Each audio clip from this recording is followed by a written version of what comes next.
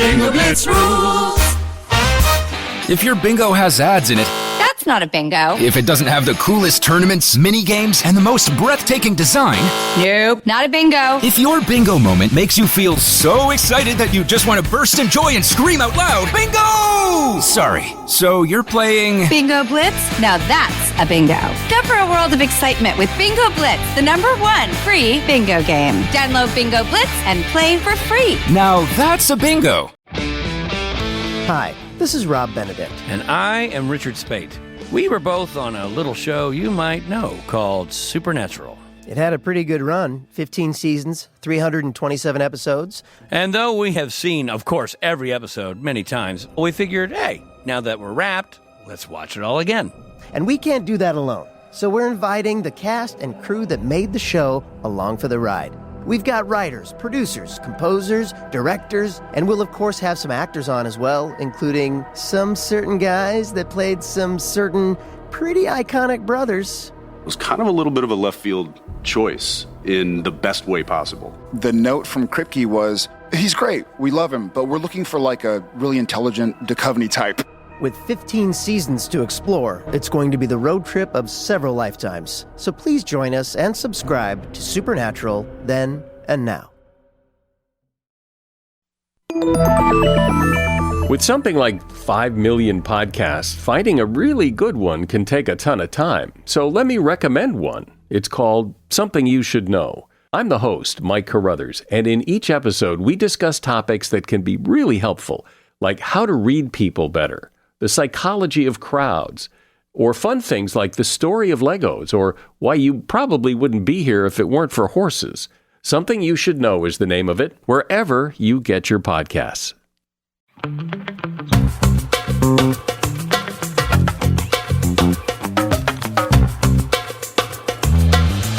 Hello, everybody, and welcome back to another episode of Don't Blame Me. Today, our fantastic guest. First of all, it's her birthday. I mean, first of all, it's Boze. Second of all, it's her birthday. Happy birthday. It is. It's not that important to me, I guess. But you know, when I realized halfway here, I was like, oh my God, it's already 1:00 and I haven't utilized this as much as I could. What? Yeah. Have you gotten free Starbucks? Can't you do that? Dude, I ordered my free Starbucks on my way here and then there was no parking and I was like, I'm going to be late. So I didn't get my free Starbucks. Oh my God. And then I'm going to go out to dinner with my neighbors, but I was like, hee, I'll pay. And then my boyfriend was like, you're not paying. And I was like, excellent. Everything's going Everything's going to my plan. I feel like I should try to like utilize it maybe 2 or 3 more times, get like a little bit more free shit. Just like have a good day. Yeah, but Cold Stone. I think Cold Stone you can get us everybody, pretty much every place has like some free birthday stuff. Yeah, you're right. I just gotta Google free stuff on my birthday. Google it every year. Oh my God. Just to refresh on what I can get. Yeah, I have like an email address that I know, like, well, of course I know when my birthday's coming up, but then I just start getting all the free stuff. Oh my God. Like your Melissa Sephora one? birthday at gmail.com. It's my birthday, bitch, at gmail.com. I'm so That's how I celebrate. This is an advice show, right? That's like such a hot tip. Like a week before your birthday, go ahead and search what can I get for free on my birthday? Yep. Start planning out your week. Oh God. Well, if you guys are new here, this is Don't Blame Me. It's an advice podcast. If you want to call in for an upcoming episode, the phone number is 310-694-0976. International listeners, you can send us an audio message at meghanpodcast@gmail.com. And I guess we should get into giving people some advice. Okay, nice. Let's do this. We'll be good at it. And if you're not, just it's your birthday. No one can touch you. My answer to your question is, it's my birthday. Hi, Megan, Melissa, and possible guest. So I just need some advice on a situation that has been lasting for like 4 years. So a little backstory. I've been dating my boyfriend for about 4 years. And since we started dating, he's stressed the importance of me having a relationship with his 4 sisters. So, which I get, you want your family and your girlfriend to be close, fine. But before I met them, there was some stress in the family with their sister-in-law who's married to his brother. And I guess she's just not the greatest. And they all kind of have some weird relationships with her. So that's just a little bit of a backstory. So fast forward to now, we've been dating for 4 years, and he always tells me that he wants me to like hang out with his sisters and like talk to his sisters and build a relationship with his sisters. And for a while I was trying to, but every time I tried to reach out or like start a conversation with them, if I texted them, they just wouldn't text me back. Or if we were in person and I said something to them, they kind of just let the conversation die. They didn't really respond to what I was saying. Or if I jump into a conversation that they're having with each other or like their mom or someone else, they kind of just change the subject, which I can pick up on social cues. That means that they don't really want to talk to me, which is fine. I don't care if they want to talk to me or not. It's just the fact that my boyfriend can't see that it takes two people to have a relationship. So if I'm putting all the effort in to having a relationship with them and they're not putting any effort back towards me, it's not going to work. So what advice would you give on how to either make him see that a relationship might just not happen, or how can I make them want to talk to me in any way? It sounds so stupid, but thanks. Okay, prepare for a crash landing. Wait, what are your thoughts on this? I was trying to put myself in her shoes, and I'm not this nice. I'm like a little too stubborn. Yeah. Like if I'd be like, okay, they don't want to be my friend. Do you know what I mean? Like I absolutely. Yeah, I would just like tell him and be like, if he like brought it up again, I'd be like, I'm sorry, I tried. Do you not see this? Like, look, they didn't respond to my text, and I would kind of just, and I don't know if you're too, because either you're too nice or he's really fucking dumb. Yeah, okay, first of all, fuck your boyfriend. Because the first thing that stood out to me is that you're asking, like, and I'm pretending I'm her, you're asking me to get along seamlessly with 4 different women who are probably incredibly diverse that love you. Like, he clearly doesn't understand women, because like you're setting me up for failure and you clearly don't love me. And you're the odd one out. Yeah. Like, it should be a conversation with your sisters of being like, hey, my 4 sisters who have known each other for your entire lives and are probably, it sounds like this, a very close family, please welcome in and reach out to my new girlfriend. Not like, hey, can you walk into this pack of wolves? Yeah, literally. Yeah. This, it bothers me so much too, because like I'm sad that you have to convince him when he just clearly is in touch with the reality of women. Mm-hmm. And they're his sisters. He has 4 that's terrifying. That's like if you had a brother. Yeah, that's true. That is so fucking scary. And whether they love or hate him, they're probably very protective of him, you know?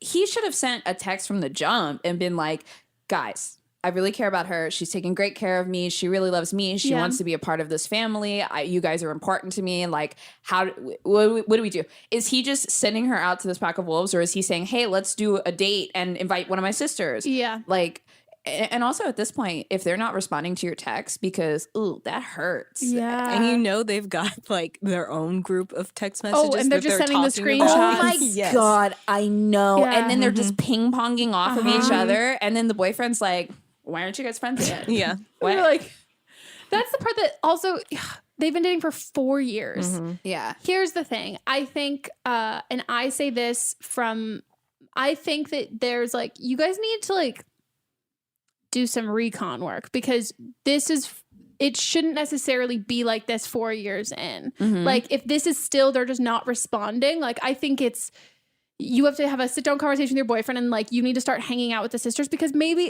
they didn't get a great first impression from you. Yeah. Or maybe when you guys started dating, because he has a lot of women in his life, he's very used to like talking about his feelings. Maybe like if you guys went through some shit, he opened up to his sisters, and his sisters have kind of like held some sort of resentment. Yeah. Like, And it's because of the other sister-in-law too that they have the history with. There's something there that like you need to resolve, because I I think after all this time, the fact that they're still not responding to your text, like there's an issue that needs to be fixed. I don't think there's any, I think you just need to like address it head on. Yeah. And first of all, like very first thing, like as far as advice, like don't shoot the second arrow. This is not your fault. Yeah. Like it is absolutely not your fault. And then like, are you familiar with the second arrow? No, but is that like so whack? You try again? Don't make fun of me. I went to this meditation room one time. I thought you were going to say Tony Robbins. Oh, God. Like, we'll have an issue then. No. Well, I do not have $7,000 to go to a convention in like. Good. And if you have $7,000, you know how you can make $7,000? Keep the $7,000. That's right. However, did you know you can bring a friend at half price? Oh my God. I can't. But they say that the second arrow is actually like when something happens to you, the second arrow is the thing that we put on ourselves. Like, this is me. This is like my problem. And so like we always have the choice to shoot the second arrow or not. And if you do shoot it, then you're not going into the situation with as much clarity as you could. So like first things first is like, this is not your fault. You were thrown to the wolves. You were right in between your boyfriend and his force. Jesus, you were a strong person. Plus the mom too. Oh God. I think about it, even just that. I've had a hard enough time with like guys I've dated and like getting along with their moms. And like the idea that there would be 4 sisters plus that. Oh my God, horrifying. And he's just like, figured out. Yeah. I don't know. I'm also thinking about like, okay, imagine you're one of the sisters and he starts dating her and then immediately she texts you and she's like, oh my God, your dress looks so great today. I can't wait to see you later at the barbecue. Kelly. Yeah. It's just, there was a big mistake on his end. And I don't know, maybe you're his first serious girlfriend. Like maybe he hasn't been through this before, but I think that's you weren't really brought into the family dynamic. You were asked to include yourself in a sister dynamic, and they're not your sisters either. And also, if let's assume maybe he's the baby, and they're like, and he's had a lot of girlfriends before, and they're like, oh, we're not gonna spend time. But it's been 4 years. But that's what I mean. Then it gets to be 4 years, and it's like, well, shit. Now, how do we recover from this? Okay, I'm gonna go straight up battle tactics on this. Oh, I love it. Find the strongest sister. Persuade her. Like, who is the leader of the sisters? Like, it's super serious. It's topple down effect. You have to go for the jugular with the strongest sister, and then if it doesn't work out, move to like Seoul or something. I don't know why I picked Seoul. It's very different. Like, go. I don't know. Yeah, I think the first thing you should do is have a conversation with your boyfriend and be like, hey, here's the thing. Even if you don't, love your family. Yeah. I think they're great. I think your sisters are amazing. I think the bond that they have with them is with each other is really great. I know you really want me to have a close relationship with them, and I really want that too. I've been reaching out and really trying, and I'm at a loss at this point of what to do because they're not responding to me, and I'm really trying to go for all of this and basically just be like, give him all of like, this is everything that I've been doing, and like, it's not working. I'm not sure what to do at this point. Oh my God. I've listened to the show, but you're like a great communicator. My God, thank you. I go to therapy. That was just like boom, boom, boom. Like the well, right. Yes, that. Do that. I'm also like very straight and have dated lots of stupid men where it's like you kind of sometimes have to handhold through because I don't think, regardless of the fact that he has these sisters, he clearly doesn't fully understand that dynamic. And there has to be something of being like, here, I've really tried and I really care about this. And I know you really care about this. And I care about it too. And even if it's like playing dumb a little bit of being like, what do you think I should do now? Like how at this point, you know your sisters better than anyone. Like how could I reach them? How could I like be able to form that connection? And then even just throw in and suggest like maybe like we could pick a sister. Maybe we could take her, whatever, Madison, and maybe we could all go see like that new movie. Doesn't she love whatever celebrity or whatever? And kind of show that you know who they are and you've been trying to like get in there with them. Make it more accessible because like you're saying, it is, you're going straight in for the wolves. And I think about it even with like female friends and stuff, like my female friends, when they bring their boyfriends around and they were like, my friends aren't really getting along with my boyfriend. And I was like, bitch, did you introduce him to 9 of them at once? And what other guys were there? And she goes, just him. And I go, oh, what do you mean? Terrifying. He didn't feel included. And I'm like, go out to dinner with one of your friends who has a boyfriend who's like long distance, who's not like salty and bitter and single. And then have dinner, all 3 of you, and hang out and like have him get to know those interpersonal relationships. Also, because here's the thing too, what if you guys don't live that close to each other? If you don't live that close, then you want her to form texting relationships with them. Yeah. And then it's only if you're only seeing them at family events. And here's the thing about relationships that I've learned, especially in family dynamics, if you're in a long-term relationship and it's a relationship that you see for the long haul, which usually makes sense if you're including them within your family, you also need to join as a unit together. So there's your family unit, your parents, whoever raised you, your siblings, and then there's you and your partner. And when you go to your partner's family, it's not, oh, this is his family and me. It's, this is his extended family and here's him and we're doing it together. Yep. Because you need to have his support to do that with you. And it's just, and this is the whole thing you couldn't say to him. It's like, it's been 4 years of me trying to do this and nothing's changed. So I need to change my tactic and I need to change how we go about this because I'm doing everything right as far as I know. And then maybe it's, and even if you feel comfortable, if I were you, I think your boyfriend's kind of proven that he's not super on top of like the nuance of all of this stuff. And like, you're clearly great with social cues. And after you do this with him, even if it's you just having a conversation with the nicest sister and just being like, hey, I don't know if I ever did anything that kind of made it like, if you just think that like we're different people and like I'm not really the kind of person you like want to get along with, which again is totally fine, or if there's something that I either like said or did early on that made me come off as like standoffish, but like I would just like to know, like I would like to like be friends and it's really important for him for us to like get close. And if that's not something you want to do, that's totally fine. But I feel like I've been like really trying to go for that. And if it's, I would rather, I'll stop if that's not something you're into. Yeah. I think like, and Megan's given like so much good advice, but I want to really take it back to you're so nice. Yeah. So kind. Because for me, like, you know, when I'm in a relationship, like I'm going to give you the bad advice now. Oh my God. How the tables have turned. Like now, like it's this is so me usually. Like now you must choose like the good communication or the like, oh my God, I feel like I'm absorbing the Leo mentality. That it really is. Because in like when I first started dating a guy, I'm like, okay, like, you know, hierarchy wise, like he's got like, you know, family, school, friends, whatever. But like as the years go on, like I need to start climbing the ranks. Oh, yeah. Okay. And like after 4 years, I need to be above your sisters. Okay. I'm your top priority. I'm hurting.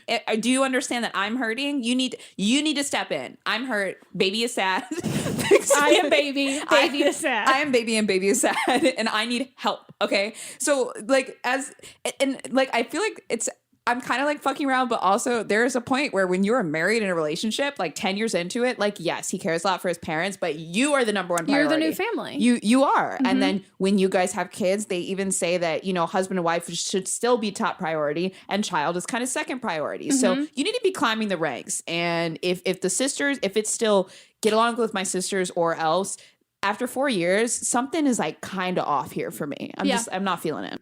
Make him listen to this episode. Because you were nice about him. You weren't a bitch. Like, yeah, she was so nice. You didn't incriminate yourself at all. And we're just ready to ream him. Yeah. Boy, get better or she's going to dump your ass. Seriously. Oh, yeah. Message to him. Sir, unacceptable. Unfucking acceptable. Unacceptable. Step in there. Be a man. Protect your woman. Mm-hmm. Do you want to be in this for the long haul? Mm-hmm. Do you want this? Or do you want to fuck your sisters instead? There wow. we go. That's on Maybe there. he does. It has to be said. Maybe he does. It truly Which one's your favorite? Had to be Admit said. it. Don't show him this. She's like, here, baby, it's okay. They ended there. There's like a glitch now. They stopped talking. Oh, good God. Should we go on to the next one? Hello, Megan, Melissa, and possible guest. So I have this best friend, and she tends to like to one-up me. And I take her on all kinds of vacations and buy her all kinds of stuff, but she doesn't really do much for me in return. And I really don't want to lose my best friend, but if this is what y'all feel is needed, then maybe I should. But I should need some advice on what to do. She tends to go after guys that I have had past relationships with, or even are trying to have a relationship with, or even just people that I'm friends with. She tries to steal from me. I've heard that she talks crap about me to other people, and when we're around guys, she tends to just be a completely different person and treat me completely different. And I don't know, she really just expects a lot from me, but doesn't want to do anything for me in return. And whenever I've tried to have conversations with her, she likes to try to play the victim card and switch all that I'm saying back on me. So I'm always the one that ends up apologizing and just having to move on and keep my feelings to myself so that I don't hurt her feelings. And I really just don't know what to do at this point. So if y'all have any advice, I would really appreciate it. Okay, thank y'all. Bye-bye. You just want our permission to stop being friends with She's this girl. not your friend to begin with. She's not your friend at all. This sounds like, well, she said best friend. Sounds like it sounds like a case of a friendship that has run its course. My God. It is also, we need to cut this one out so that we can make room for good ones. Yeah, like what do you like about her? Well, it might be that maybe she doesn't feel like she has anyone to replace her. It kind of feels like a void. It's that comfort of this person's always been my sidekick and by my side, they're always down or something. Yeah. And it's scary to leave that comfort. And it's also I've found sometimes it happens with toxic friends is they refer to you, like they tell you, you're my best friend, and you start to believe it. Yeah. And it's like, I don't, you might not even have initially considered her your best friend, but when she refers to you as your best friend over and over again, you're like, you are my best friend. Dude, I was friends with this psychotic. Oh, dude, I've been there. Psychotic girl. And you know what's funny? I met her on Bumble BFF. I tried to make friends when I moved out to LA. I feel like that would, I would feel like that would, I don't know if I would, I don't know. I think I would think that it would be the opposite because you would have to put yourself out there. Yeah, you have to put yourself out there, but I don't really recommend it. Just, she was crazy. Oh, in fucking sane. So after and she was my neighbor. She lived right across the street. So she was just convenient, always there, always down, loved to drink. I love to drink. And one day we're at the grocery store and we're checking out and we had got wine and stuff to make dinner for the night, super cute, whatever. Yeah. And the cashier said, is ringing it up and she was like, oh, y'all about to party. She was like, are y'all best friends? And this girl was just looking at me like, holy she was shit. Say it. Say it. And I was and I just straight up was like, no, we're neighbors. Oh, wow. I was like, hell no. I ended up cutting her off 2 months later. I was like, can't do this. But that's true. They will tell you, we're best friends, aren't we? We've always been best friends. And it's part of the gaslighting thing of the reason why you keep apologizing and all of that stuff. She puts that into your head. And when I've had friends like that where literally I was like, you're my best friend. I'm like, you're not. No, you're not. I'm like, no, there's no way at all. No. And I think, like you said, she's not your friend and she's not displaying any traits of a friend at all. And I think she's gotten into your psyche and convinced you that you are. And also if you spend a lot of time together, doesn't also mean that she's your best friend at all. Oh God. This girl is using her though. You're taking her on trips and it sounds like you're paying for it. I know. She's she keeps one-upping. I was like, well, at least she'll one-up and take you on better trips. No, she doesn't do any of that. No, she's taking your guys that you've been with. Yeah. She's taking your other friends. She's just a moocher. Yeah. She's a parasite. Yeah. Absolutely. And sounds incredibly insecure. Oh, 100%. I can smell it from a mile away. And it's that smelly smell that smells like insecurity. It smells a lot like Thea. So that was a SpongeBob reference. I usually get SpongeBob. I missed it. But dude, okay, but yeah, very insecure person. I've been you. I've been very generous and all of that sort of stuff. And there's a proximity friend and a convenience friend, you with your neighbor. And so something that happens that I find with toxic friends, a lot of toxic friends are proximity friends, and a lot of toxic friends, even if they're not emotionally giving you a ton or anything like that, but they're infiltrating your life in the sense that they'll come over to your place. They'll just come over and hang out and they'll show up there and all of that stuff. They don't make you work really and these are my thing. They didn't make me, I've had a couple who made me work really hard for it, but that was friends turn toxic. But other times it was they kind of just infiltrated my life and it was easy. And it was one of those things that I was like, oh my God, you're hanging out with me every day. I'm not putting a ton of effort. It's just kind of happening, and then you get caught up in it, and then it becomes oh, we're spending every day together. Yeah. And you're but if you live 20 minutes away, I wouldn't drive to your place. Exactly. The girl that I was friends with, I was the minute you move, I was don't fucking text me. Exactly. Absolutely not. And it's actually interesting because I'm just now kind of having this sort of epiphany where I'm realizing they don't tell you that as you grow and evolve, there are some people that do not grow and evolve. Yeah. Some people that are just stuck, but and I can tell you're a person like that. every 3, 4, 5 years, it's like a total fucking rebirth. And the sad thing is you shed friends then. If you're constantly growing and evolving, there are going to be people that aren't growing with you because a lot of people don't always evolve. And you As a podcast network, our first priority has always been audio and the stories we're able to share with you. But at Realm, we also sell some pretty cool merch, and organizing that was made both possible and easy with Shopify. When you think about successful businesses like Aloe or Allbirds or Skims, an often overlooked secret is the business behind the business that makes selling and, for shoppers, buying simple. For millions of businesses, that business is Shopify. That's because nobody does selling better than Shopify. It's the home of the #1 checkout on the planet. And the not-so-secret secret that's definitely worth talking about is that Shop Pay boosts conversions up to 50%. That's more happy customers and way more sales going. If you're hoping to grow your business, your commerce platform better be ready to sell wherever your customers are scrolling or strolling, on the web, in your store, in their feed, and everywhere in between. Businesses that sell more, sell on Shopify. Upgrade your business and get the same checkout we use with Shopify. Sign up for your $1 per month trial period at shopify.com/realm, all lowercase. Go to shopify.com/realm to upgrade your selling today. Shopify.com/realm.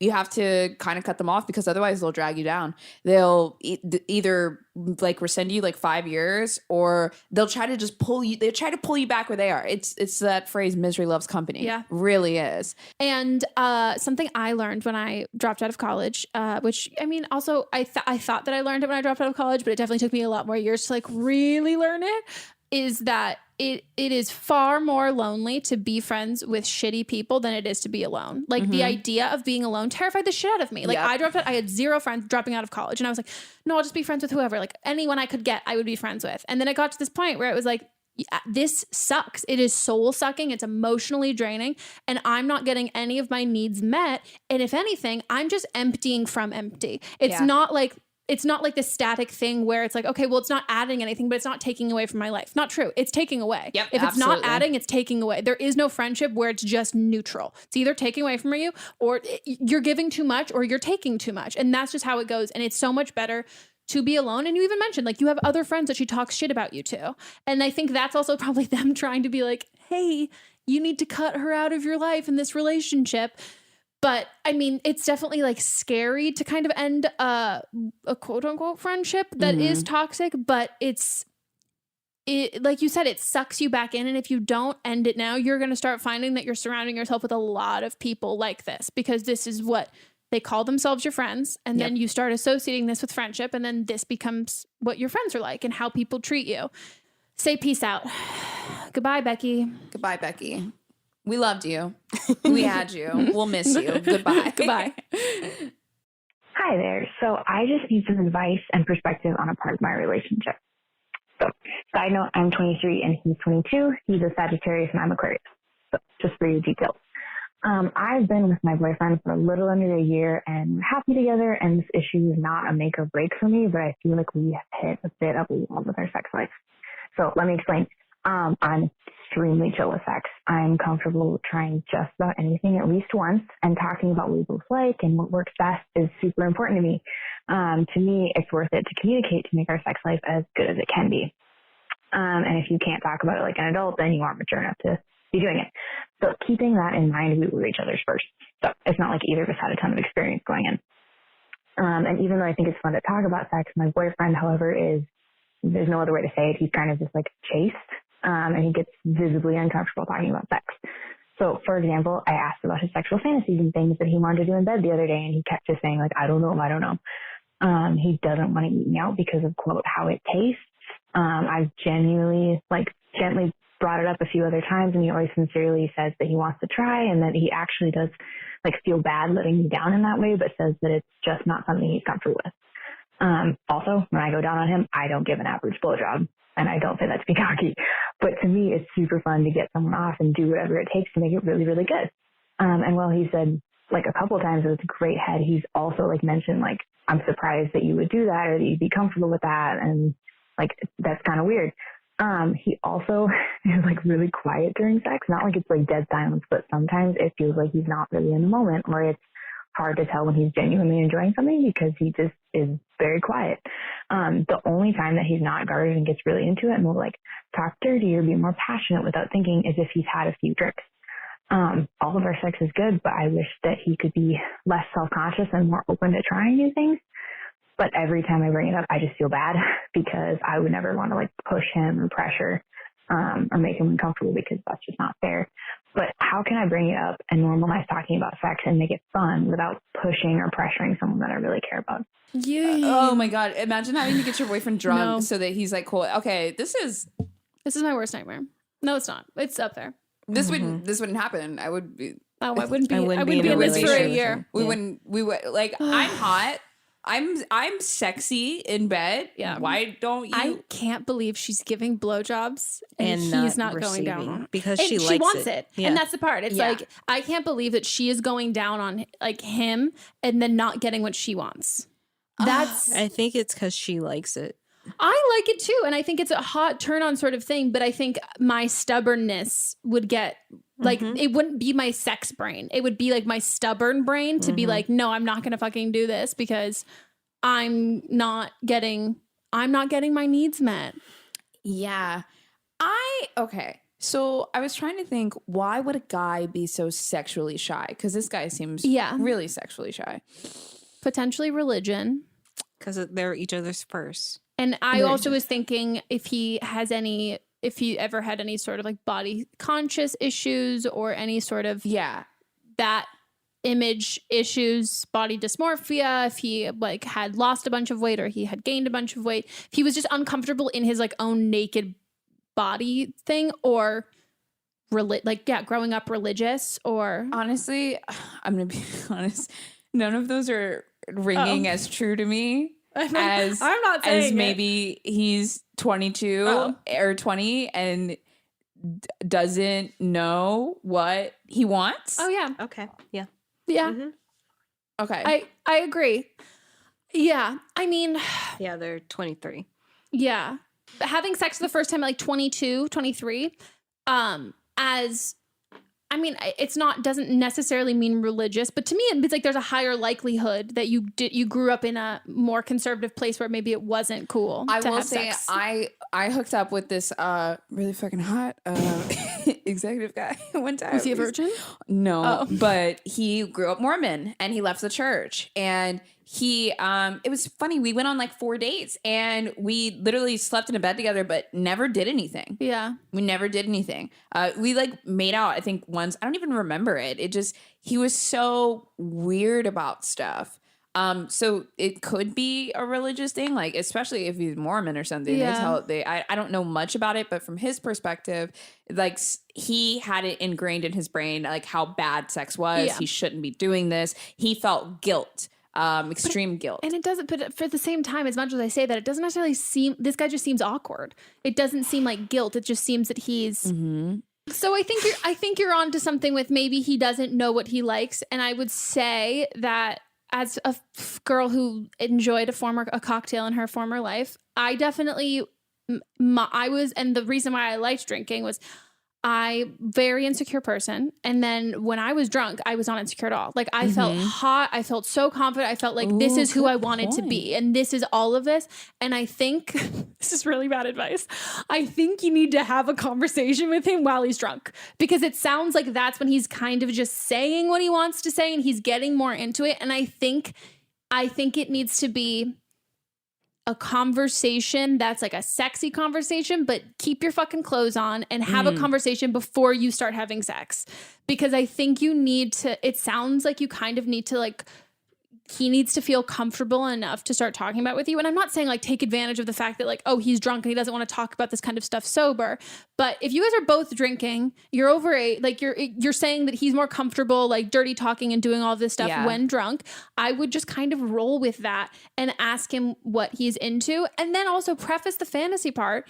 I don't know if you're saying what you would be into or like you really like, and you kind of like break that wall down to suggest that kind of stuff. And then I would also just throw out and suggest some stuff. And I would suggest things all the way from you know, do you want to watch some would you like girl on girl porn? Do you want to watch like threesome? Like, what about some like Eiffel Tower kind of stuff? Like, would you want to a little role play? Yeah. Be somebody that you're not. Mhm. Like, you know. Oh, and you know what? I really like the idea that maybe it's maybe he's not feeling very secure. You do a little test, you know, do a little test when you're having that drinking conversation and compliment him. Like, tell him how great he looks. Tell him like how great his body looks, something like that, and then see if he opens up a little bit more, because it'll give you a hint if it's a confidence issue. Yeah, I think that makes a lot of sense. And also, like, try having sex with the lights on. Like, is he very insistent of like, I really would rather the lights be dim or the lights be down? Like, it could be like a physical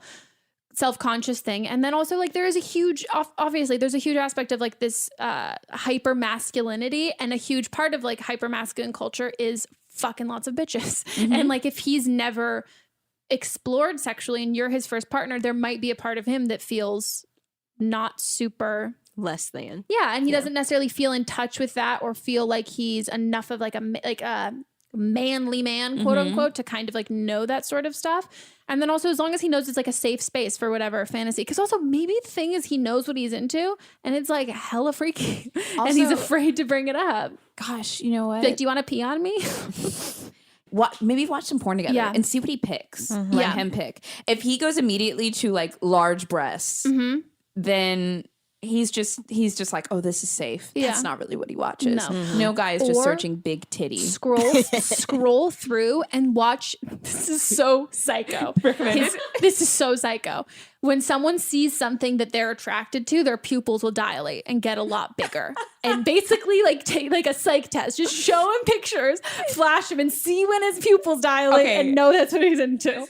And I think you need. I also, the part that we haven't touched on that I do think is a little weird. The part that he keeps being surprised of the stuff that she wants to do, or the stuff that she would be into. That part's a little. I don't know. It's a little weird to me. But if it's all new, it can be just like the surprise of the newness. Yeah, I guess that's true. Because he hasn't been. What if maybe affected by any of it before? Yeah, or maybe he just ends up being really. Maybe he's really vanilla, and his favorite sex position is missionary, and like he wouldn't like spank you if you gave him $100. And because you guys are each other's first, I think there's an assumption that. Oh, it's our first time. We're sharing this together. Our whole sexual experience is going to be together and we're going to learn it together. But you're learning, even though you're each other's first, I think you're learning at different speeds and discovering and liking different stuff. And so it also could be, even though you've never had sex with other people, you guys could just not be sexually compatible. Yeah. Like he could just be very content with like super vanilla sex and you're like, I'll try anything once. And have you mentioned anal? Because I feel like if he turns down anal, I'll be confused. Yeah. Maybe get a dental dam if you want him to go down on you, like a flavored one. Oh yeah. Because then it tastes different. How does he know it tastes bad? He just doesn't like how it tastes. He didn't say it tastes bad. He just doesn't like it. But he tried it and he didn't like it. Tried, yeah. Oh my God, did he stop partway through and said, I can't, it tastes bad? Oh, my ego. I would have murdered him on the spot. I'd be like, you must die. No one can know about this. You die here. Nobody could know. I would. And then like, oh my God, at least like lie to me. Like, tell me you have like your neck hurts. Yeah. or you're congested. If you your can't neck breathe. hurts, I'd be like, okay, I'm getting on. Yeah. I'll sit on your face. I'm getting on top. Yeah. No, just say you're congested and you can't breathe. I don't want you to sneeze into my vagina. My nose is all stuffed up. Yeah. And if I'm using my mouth, then I can't breathe. You know what makes your nose clear up? An orgasm. Does it? God. Yeah. Oh, I've heard it does. Yeah. Oh, wow. Oh my God, it does. It does. That makes a lot of sense. Yeah. That's funny. That's really funny. That is funny. Wow. Hot tip. Fun fact. Hot tip. This is a difficult thing. Well, okay. Oh man. I need more information. I know. I think take our advice and then give us a call back and let us know what happens. Yes, follow-up call. We love that. Because that's what we need to figure out, because I think and also maybe read the comments of the YouTube video. I feel like people might have some stuff to say. Yeah, I think so too. So yeah. Guys, help us out. Yeah, and if you're listening to this call and you're like, I feel like I can pinpoint what this might be. Feel free to comment Yeah. on YouTube. Let us know. Let us know what you think. We'd love to hear, because there might be some things there might be some thoughts that we have not said. Yeah. That might not have. Yeah. So let us know. Tell us. Should we go on to the next one? Time for a break. Okay. We're going to take a quick break and we'll be right back.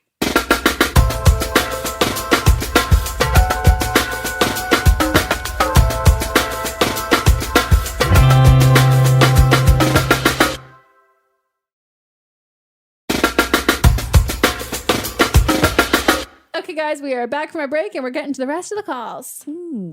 I am in a relationship and I don't want to be in the relationship, but there's a few factors that are preventing me from breaking up with him. So we've been together for like a year and a half. I'm 21, he's 20. He is kind of immature for his age, like definitely immature for his age. He doesn't make a lot of money, which will come up later. But I'm just saying, I make more than him right now, and I probably will make more than him once I graduate from school with my license that I'll be earning.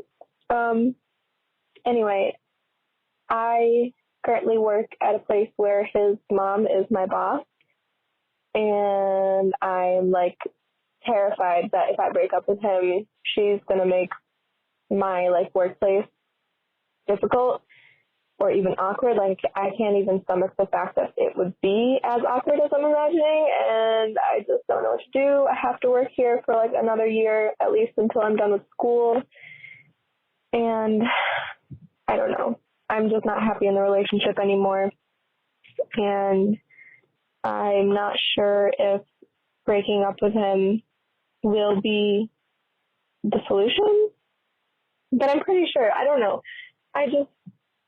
I'm sorry that I'm so scattered. Basically, he's messy, he's dirty, he lies to me sometimes, like little small lies that really get under my skin, because our promises to each other are that we don't lie and we don't cheat. And he hasn't cheated on me, but he's definitely lied to me in ways that I don't appreciate. Anyway, the reason I mentioned his money and everything is that we live together and we do split the rent. But I'm afraid that if I break up with him, he won't have a place to live. His parents have a house that doesn't have enough bedrooms for him because they have a lot of kids.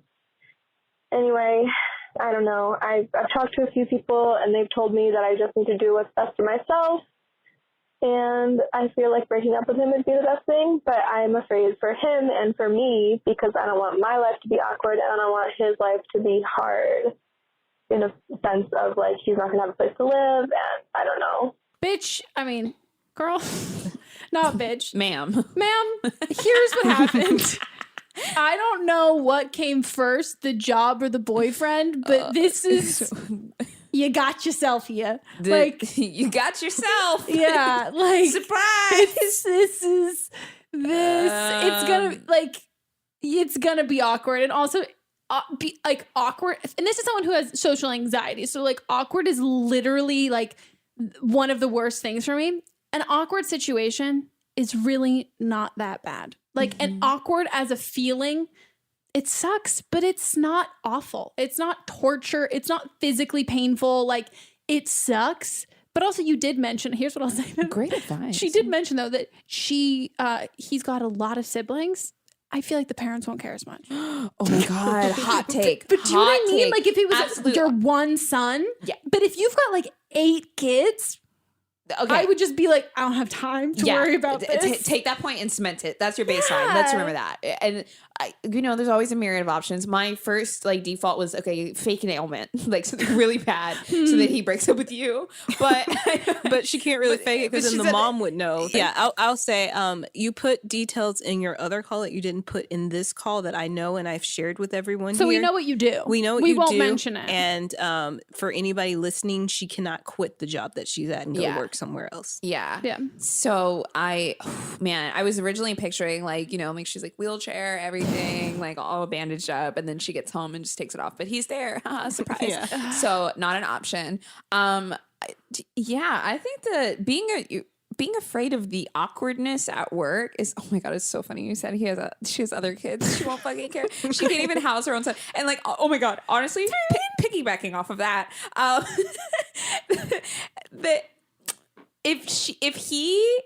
her big concern was they're living together, and if they break up, then he's got to move out and he would have nowhere to go. His mother wouldn't take him in, but she would yell at you or make you uncomfortable. Maybe the mom doesn't want him there though.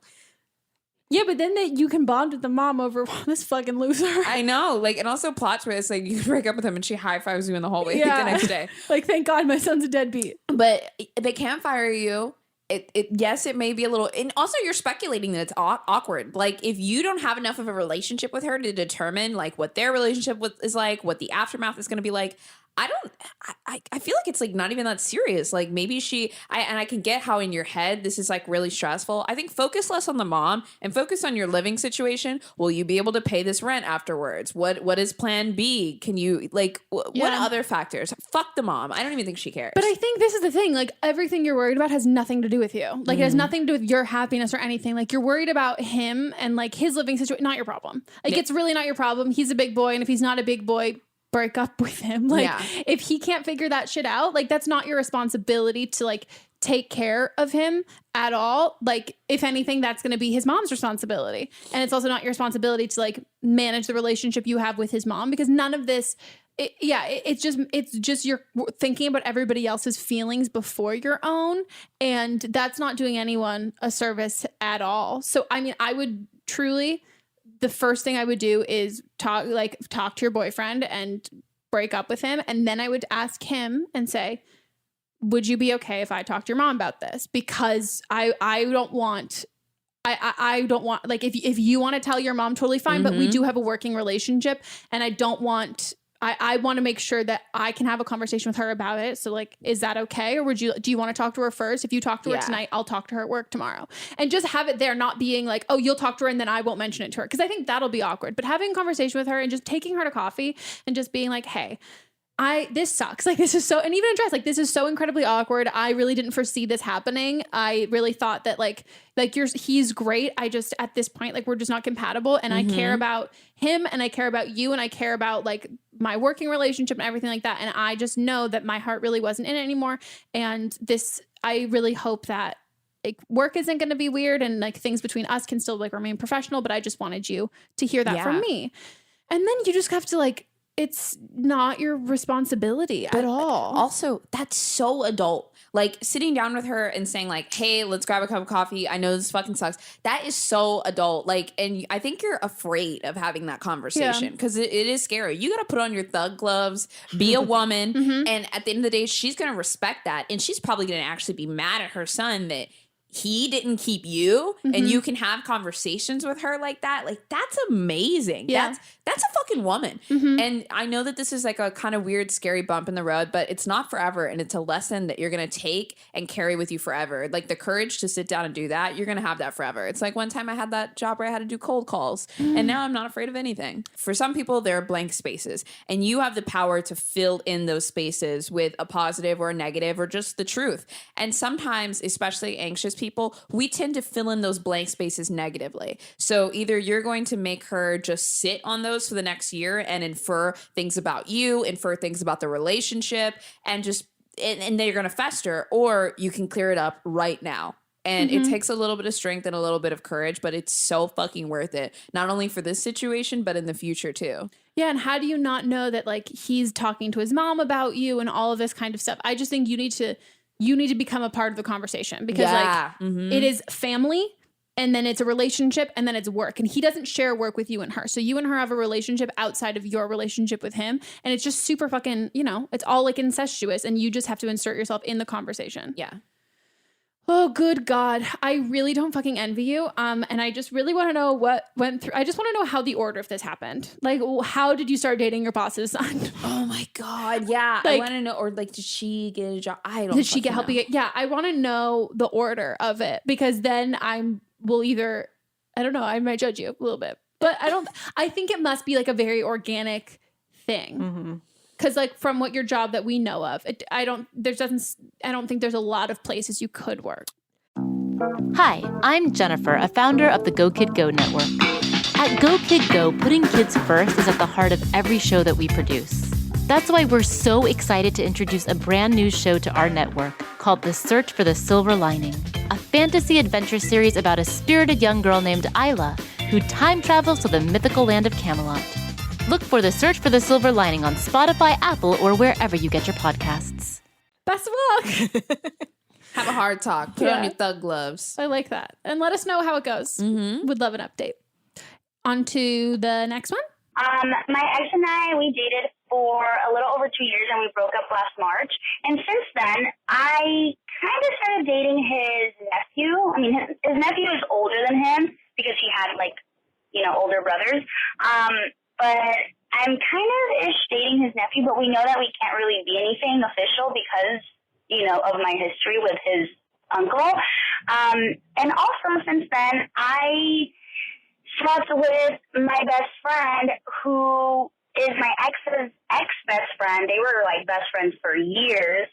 And I was like, oh my gosh, am I finally, you know, going to get with the best friend? But my best friend he lives with his girlfriend who has a daughter. So he's just like super invested into that. And he doesn't know what to do. And I'm like, should I see, you know, if things will develop further with the nephew and like try to tackle that and because I really like him like a lot. I wish we met first. Or should I tell my best friend like to leave his girlfriend for me? But like, I don't know. I don't condone cheating and I hate that has to go down that way. Or should I just let things be and just keep hanging out with the nephew? Or I don't know. I need your help. So whatever advice you can give me would be amazing. But thank you. Okay, first things first. Stop. Breathe.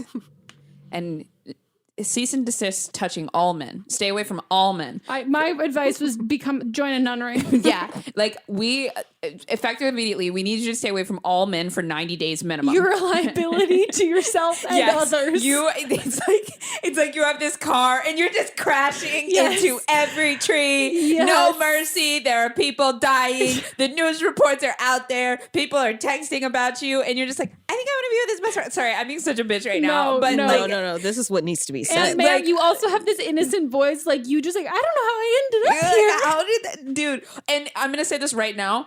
There's 3 guys in the mix right now. You're gonna date one of them, and then you're going to leave him for another man. Mm-hmm. Why is this happening? Like, okay, you're good at this stuff. I'm ready for your. I feel like I'm listening to the show right now. Hit me. Here's the thing: you thought I've been nice this whole time. This is when you see the real Megan colors come out. Okay, you know what? We're just full disclaimer. We're going in on you. Oh, we are, and you.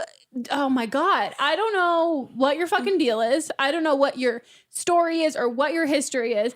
But even based on how you talk about this call, it's life is happening to you and you're not in the driver's seat and it's just whatever. Oh, yeah. This is not normal. This isn't just like so like, do I break up my first of all, your best friend, you're fucking your best friend who lives with his girlfriend and has a baby. Oh my God. And you're like, but it's my best. Like, do you care about him at all? No. Do you care about yourself? No. What do you care about? Dick. literally cock. Cold hard cock. Dick that's in the same circle. She don't leave the circle.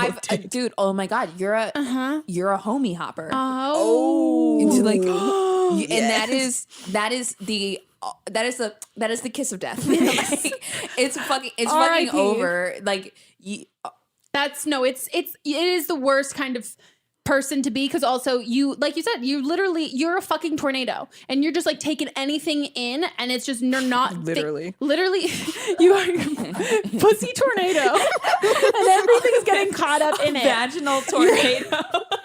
This is so fucked, dude. And you need I need you to move. I need you to move. You need to fucking go to Seoul. And here's I was gonna say, if we were so advanced that you could live on a spaceship, I would start a GoFundMe to get your ass in space. You need to do There's so many layers to this. So fucking many. I would like you to go to therapy. I don't know if you have any friends that you've never slept with, and that's not a judgment, but I need you to find a good female friend that you've never fucked. Do you have female friends? I don't. Any female friend would be like, Vicky. What's her name? We'll call her Vicky. Yeah. Vicky. What the fuck? We're your friends right now, and we are disappointed. And if they're not doing that, you don't have any real friends. And you know what? I fucking bet, Vicky, you do have female friends, and you didn't tell them about this. Or they know, and you just won't listen. Oh, everyone knows. Or Vicky's a Scorpio, and it's like, I'll sting you, bitch. I also don't know if you're a Scorpio, though, because you don't seem aware of what you're doing. Can we please guess the sign? Hold on, you ready? Ready? I don't know. Gemini. Ooh.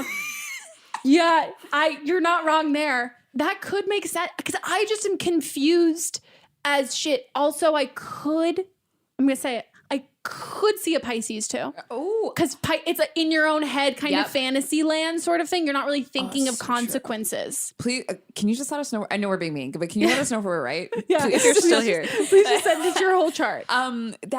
Dude. Yeah, this is. Vicky, this is so bad. Mm-hmm. And Vicky, I'm also really concerned because you literally asked us, so which one should I date? Yeah. You should date none of them. You can't date any of them. Or anybody, period. No. Right now. This is the cold, hard, nasty, dirty fucking truth. It's hard. It's hard for me to... Go ahead.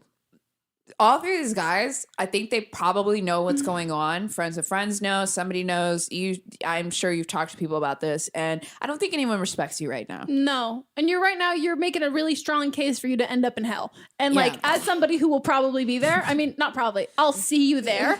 I would like to spare you. We're gonna be in line. We're gonna be like, oh my god, is that Vicky? Shut up. The pass around girl. Oh yeah, homie hopper. No, so this is the thing. This is an extreme sport. This is an extreme. This is the new X Games. Yeah. You need to do recon in this, and I think you need to. This is what I think the first thing you need to do is you need to apologize to your best friend and say, I'm so sorry that I put you in this situation. I'm so sorry that I put your relationship and your family and your relationship with your kid at risk for this. That was incredibly selfish of me, and I'm really sorry that I did that. And what's up, everyone? It's Noah Daniels.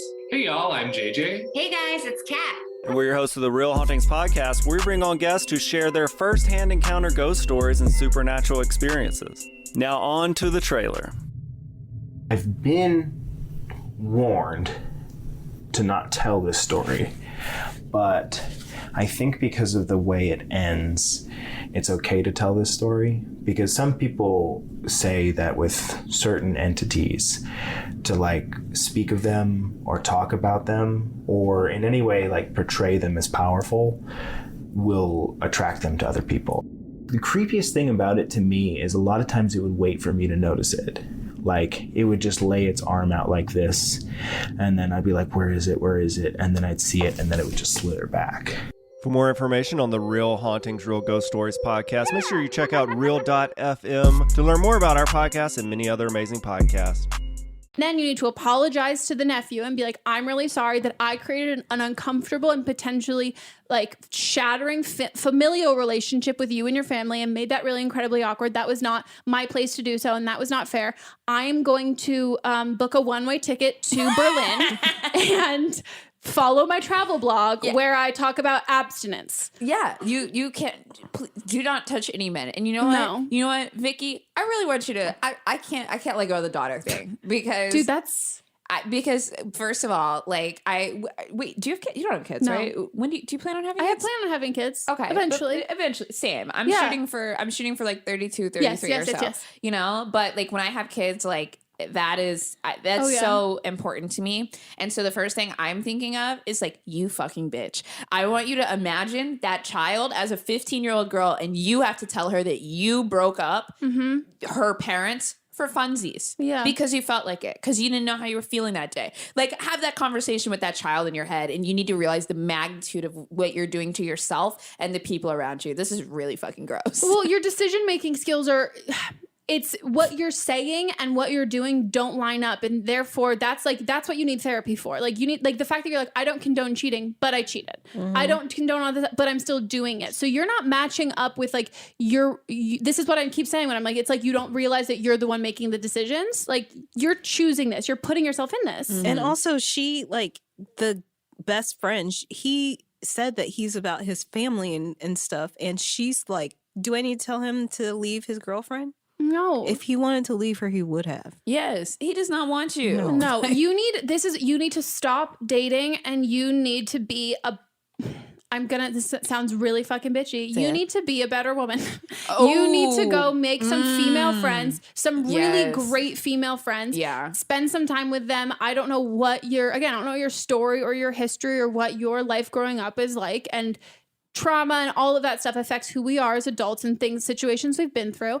And right now you from women can tell you that if you were my friend, I would not like the person you are right now. And I don't foresee you as you are and the choices that you're making. I don't foresee you having a lot of people who are really looking out for you or caring about you or who are going to prioritize you, because it's really abundantly clear. If I was your friend and I saw you acting like this, I'd be like, that's not a girl that I can be friends with, because I can't trust her. No. And that's not who you want to be. And it's a slippery fucking slope. And boys and dating and all of that stuff can be exciting and validating picking. Do you know what's even more validating than a guy liking you? A fucking girl liking you. Do you know how great it feels when a girl that you have a friend crush on wants to hang out with you? Mm-hmm. Or when a girl compliments your outfit versus a guy? So true. You think that you need all of this approval from like whatever gender. I'm going to specifically say like in heterosexual relationships though, women find that validation from men also like that's hello, daddy issues, all of that kind of shit. And maybe mine's my issue because I have mommy issues. I really want validation from women. But I find that is something that is so much more, not only is it more fulfilling, it sustains you so much more than validation from men. Because if you're friends with these other women who you're not dating and you're not hooking up with, their validation of you as a person and has nothing to do with what you're going to give them or what you're going to do for them or sexually or anything like that. So you need to focus on that. And that's just what you need, because you're not even looking out for yourself right now. Yeah. What are you looking for? Like, what if what's this the girlfriend, end goal here? And here's the thing. What if this fucking girlfriend, like the baby mama or whatever, like, what if she's got an anger problem? What if she fucking stabs you? Whose fault that you got stabbed? Like, no ifs, ands, or buts. Like, you're gonna get your ass beat. That's what I mean. Like at this 100%. Point, if you haven't already had this blow up in your face so massively, it's going to. Yeah. What happens when you hook up with someone who's married? Or what happens when you hook up? Like, do you know what I mean? Like you're just not being safe at all about this. And the world's, no offense, and as a Leo, this is a hard thing for me to say. The world doesn't revolve around you. And like you're treating this, again, hurricane vagina. Yeah. Like this is everything is about you and everything's all around you. How can you make all of these people and these characters in your life work for you? And you're not thinking about them. And it's because you don't care about them. And maybe you don't really care about yourself right now. And these are not characters; they are people. And she's right. You're treating them like characters in Vicky's little play. Like, and honestly, the real advice here is you've tangled up a very nasty web of a lot of different things, and prepare for a crash landing, because there's no way that this ends well. There's absolutely no way that all three of the men come out and they say, it turns into the fucking Bachelor and you get to choose which one you want and there's a couple more hot ones sprinkled in. Like, that's not going to happen. No. It's I have no idea what is in your future in the next 6 months, but it's probably not going to be good. No, and this is, if you can admit it and realize that and take accountability. And that's not where it ends. That's where it starts. And then go into like the healing process, therapy, all of that sort of stuff. I think you'll, solidify or give you a lot better chances to end up with a healthy relationship and surrounded by good people. But if you literally keep doing this, dude, like it's, the bad advice I would have, if you don't want to listen to any of this, apply for The Bachelor. Oh my God. We don't stand. No, we don't stand. We don't stand at all. Absolutely and she definitely stopped listening. Yeah, no. Well, if you're still here, Vicky, right now we're your only friends, and we're disappointed. We're disappointed. And this is sometimes what female love is like. It's tough. It's real tough. And God, you need that friend that like gives it to you. Like like when you're like, I need help, and they're like, well, bitch, first of all, and we got a lot of things to say to you, Vicky, but we just gonna start with that. A little surface level, a little sprinkle, see if you can get it done. Is it time for Don't Blame Them? Okay, so Don't Blame Them is where other listeners will call in with their own advice from previous calls. So if they've got some of their own experience with some shit. Hey guys, I'm calling about the girl who called in because the boyfriend's dog was everywhere that they were, including in the bedroom while they were banging. So I have advice for that. In my situation, I'm the person who's weirdly attached to their dog. She doesn't sit at the dining room table with me like that guy's dog does, but she's always with me. And a few months ago, I got my own place, and my boyfriend would come over, and we're trying to, like, get our shit on in my bedroom, and my dog is standing next to the bed. She's small. She's a miniature dachshund, so she's standing next to the bed, trying to jump up onto the bed, and she's not making it because she's so small. And she would whine. She would cry while we were having sex. So I'm like, okay, this is going to be an issue. Let's put her out in the hall and close the door. The whining continued louder out in the hall. So that didn't work. So I went on to Chewy, and I found compressed bones that she loves. So now I say that this is so weird. I say that my dog is getting boned while I'm getting boned because I give her one of the compressed bones that she can chew on while I'm getting laid. But it works like a charm. Like, I give her that bone, and it's like she's in her own little world. And it's worked so well. She used to get scared when my boyfriend and I would have sex because that shit gets aggressive because it's wonderful. And she got so scared one time that she peed. So that is my advice to her. If his dog is so attached to the boyfriend, the dog's owner, that maybe it's not a good idea to put the dog out in the hall or something like that, get that dog a compressed bone and let that dog get boned while you're getting boned. Bye. That's fucking hilarious. Those compressor things will work. Yeah, I love that for you. And I also do love the bone and bone. It's a nice duality. Wow. That's helpful. I can't believe you didn't shut the door immediately, though. That's like the one thing I don't have a dog yet, but I would just shut the door. I would not let my dog watch. That's inappropriate. Or a lot of people do it, though. Not okay. My dog is my child. That is my baby. And you will not. Funny enough, someone else called and they were saying the same thing, that like, they were like, my dog's my child and I let them in the room. And then she's like, hold on. No, that's weird. I can't say that because I would not let my child in the room while I'm having sex. Exactly. That's funny. Oh my God. I would cry. I couldn't do it. Yeah, no, not at all. And it would just take me out 100% of the mood if I'm just like hearing like, I'd be like, same dude. Yeah. He just adds to it. But I think that's great advice. Not an ad for Chewy, but we're open to the ad. If it works, it works. Neither of us have dogs yet, but we can make the ad. I want one. I want a dog. I do want a dog. I want a dog. So. I can't wait. Well, that's it for our episode. Oh my God. Thank you for being on. Plug your shit. Where can people follow you? Thanks for having me on. I'm at Big Boss Boze. I'm mostly on Instagram and Twitch. I just started streaming on Twitch again. Yeah, twitch.tv/Big Boss Boze. I just like talk mad shit. I just quit my job. So fuck yeah. Yeah. So I don't know. I'm just doing shit. I love it. I'm happy to be here. We're very happy to have you. And also happy birthday. Happy birthday. Oh my God, I forgot. Thank you. I'm gonna take myself out for a little dinner. Hell yeah. Yeah, I'm should. excited. If you guys want to call in for an upcoming episode, or if you want to give us an update, give us a call at 310-694-0976. International listeners, you can send us an audio message at meghanpodcast@gmail.com. If you want to listen ad-free, check us out on Stitcher Premium. We've got video on YouTube and the audio version everywhere. iTunes, all of the Spotify, all of that stuff. Pre-order my book, You're Not Special, on Amazon or anywhere else. Comes out May 5th. And follow us on Instagram. Everything's linked down below. Just check or just expand wherever the notes. Just go find it. And cool. We'll see you next time. Goodbye. Bye.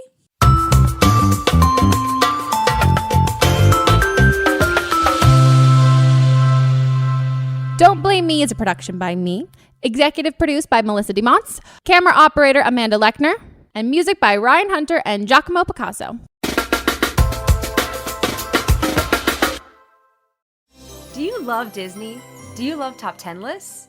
Then you are going to love our hit podcast, Disney Countdown. I'm Megan, the Magical Millennial. And I'm the Dapper Danielle. On every episode of our fun and family-friendly show, we count down our top 10 lists of all things Disney. The parks, the movies, the music, the food, the lore. There is nothing we don't cover on our show. We are famous for rabbit holes, Disney-themed games, and fun facts you didn't know you needed. I had Danielle and Megan record some answers to seemingly meaningless questions. I asked Danielle what insect song is typically higher pitched in hotter temperatures and lower pitched in cooler temperatures. You got this. No, I didn't. Don't believe that.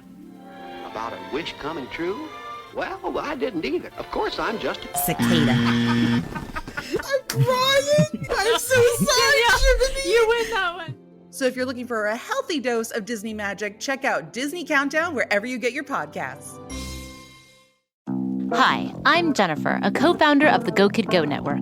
At Go Kid Go, putting kids first is at the heart of every show that we produce. That's why we're so excited to introduce a brand new show to our network called The Search for the Silver Lining, a fantasy adventure series about a spirited young girl named Isla who time travels to the mythical land of Camelot. During her journey, Isla meets new friends, including King Arthur and his Knights of the Round Table, and learns valuable life lessons with every quest, sword fight, and dragon ride. Positive and uplifting stories remind us all about the importance of kindness, friendship, honesty, and positivity.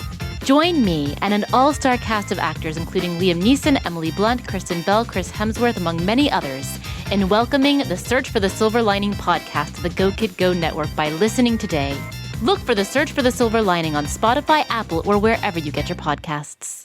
Hey, are you ready for some real talk and some fantastic laughs? Join me, Megan Rinks. And me, Melissa Dumonts, for Don't Blame Me, But Am I Wrong? We're serving up 4 hilarious shows every week designed to entertain and engage and, possibly enrage you. In Don't Blame Me, we dive deep into listeners' questions, offering advice that's funny, relatable, and real. Whether you're dealing with relationship drama or you just need a friend's perspective, we've got you. Then switch gears with But Am I Wrong, which is for listeners who didn't take our advice and want to know if they are the villains in the situation. Plus, we share our hot takes on current events and present situations that we might even be wrong in our lives. Spoiler alert, we are actually quite literally never wrong. But wait, there's more. Check out See You Next Tuesday, where we reveal the juicy results from our listener polls from But Am I Wrong? And don't miss Fisting Friday, where we catch up, chat about pop culture, TV, and movies. It's the perfect way to kick off your weekend. So if you're looking for a podcast that feels like a chat with your besties, listen to Don't Blame Me, But Am I Wrong on Apple Podcasts, Spotify, or wherever you get your podcasts.